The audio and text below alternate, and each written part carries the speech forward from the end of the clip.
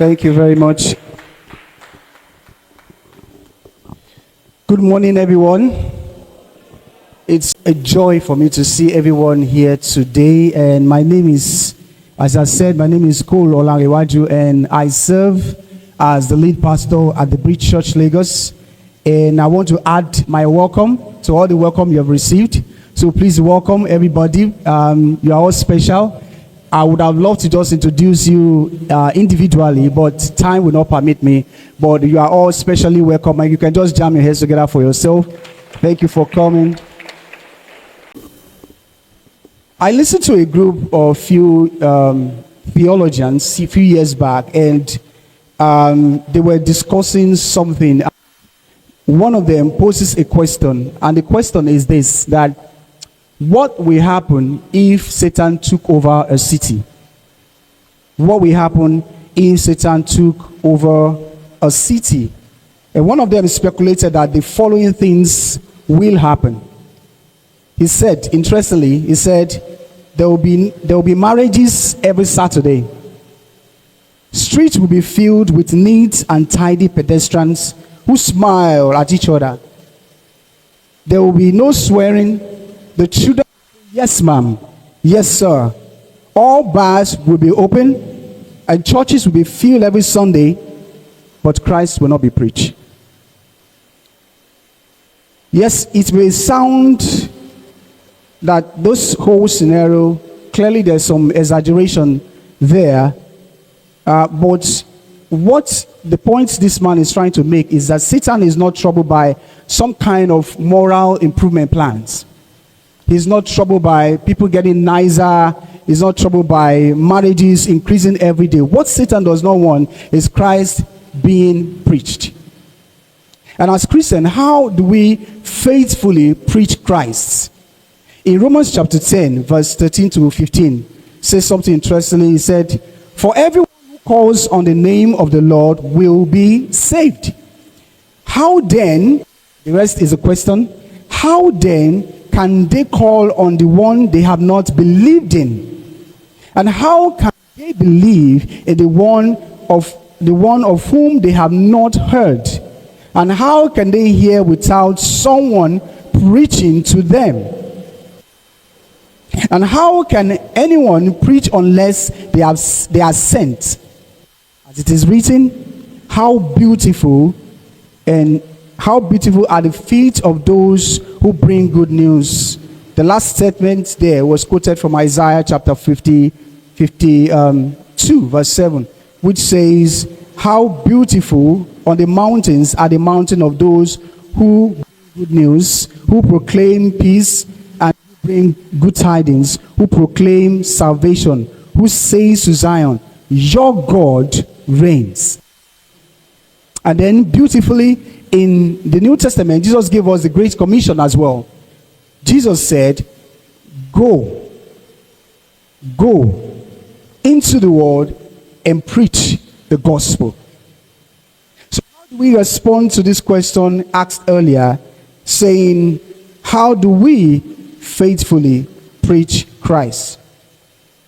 And you will agree with me that the only way is to plant a healthy church in communities, a healthy gospel-centered churches. When we came back to Nigeria, a few friends asked us, why are you planting church in Nigeria when you have thousands of churches here already? It's absolutely true that there are many churches in Nigeria, but what we have also discovered while doing our findings, what we also discover is that some churches are just an expansion of another community. And also, they are, through affirming the gospel, but they are not centered on the gospel. This is what we found out. Also, hundreds of churches are closing doors every year, and the number of non-Christians are increasing every year.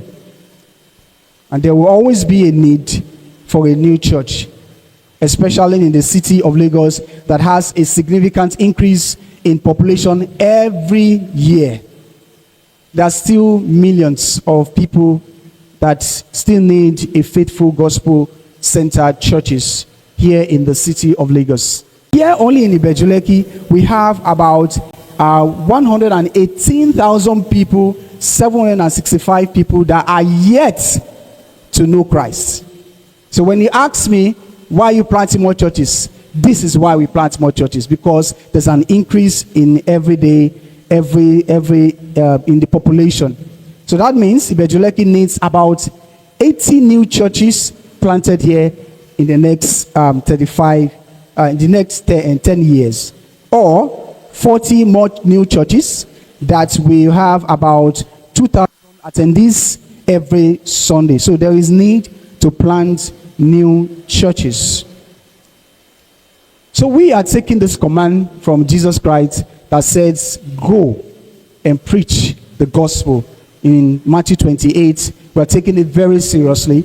And this is why we are planting the Bridge Church Lagos. And so what is the vision of the Bridge Church Lagos? It's quite simple. It's to see the city of Lagos and beyond awakened to and transformed holistically by the gospel of Jesus Christ. Friends, my brothers and sisters, the gospel has the power to change everything. So with Jesus Christ as our foundation, we are excited about building people in God and building the city of Lagos.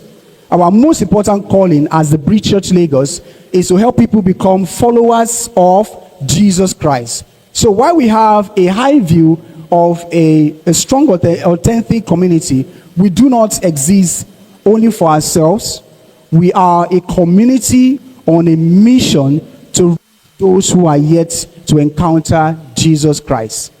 Therefore, our mission becomes to disciple people into a growing relationship with Jesus Christ while developing genuine community with one another. And again, from the overall vision and the statement of faith, which I will not mention, but overall vision, we have carved out these three core values, which says love God, love people, make disciples. Love God, love people, make disciples. It's not possible for you to say you love God without loving people, because people are God's image and God's creation.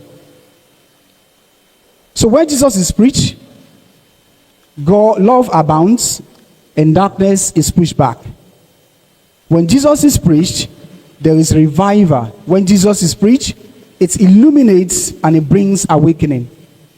So we envision as a church, a church that will not simply go through the motions of religion, but a community with a passion, love for life of Jesus Christ and his salvation.